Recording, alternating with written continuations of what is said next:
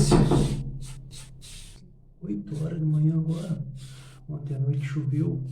Dá uma olhada assim, tô bonito. Agora eu vou parar a ação. O sol já tá radiante. Que beleza, ontem à noite choveu. Deu uma chuvinha gostosa. Eu vou tentar acender meu foguinho aqui. E a matéria tá muito úmida. Não tá tão seco não.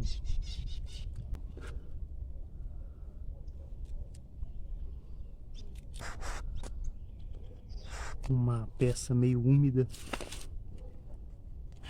já é um novo teste. Depois de já garantir que eu consigo acender a brasa na fricção. Essa folhinha dá pra segurar a brasa. Pra maximizar a formação de uma brasa maior com essas folhas aqui amassando elas. Elas estão um pouco secas, mas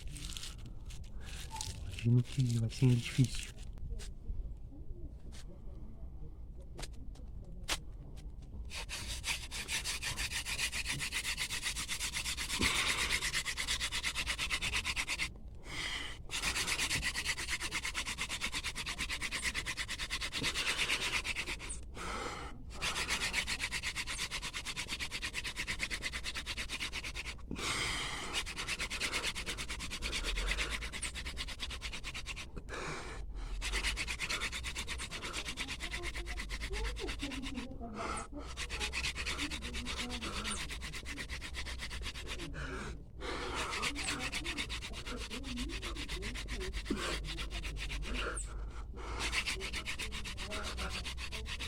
Já tem uma brasa. Vamos ver se eu consigo agora dar prosseguimento aqui, ó, nessa criança. Olha aí a brasa. Vamos ver.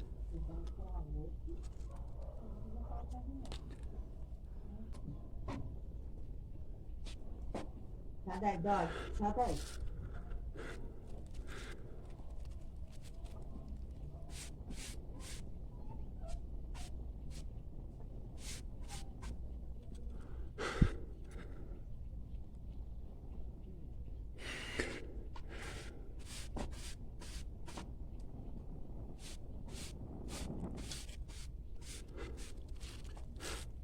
Ah!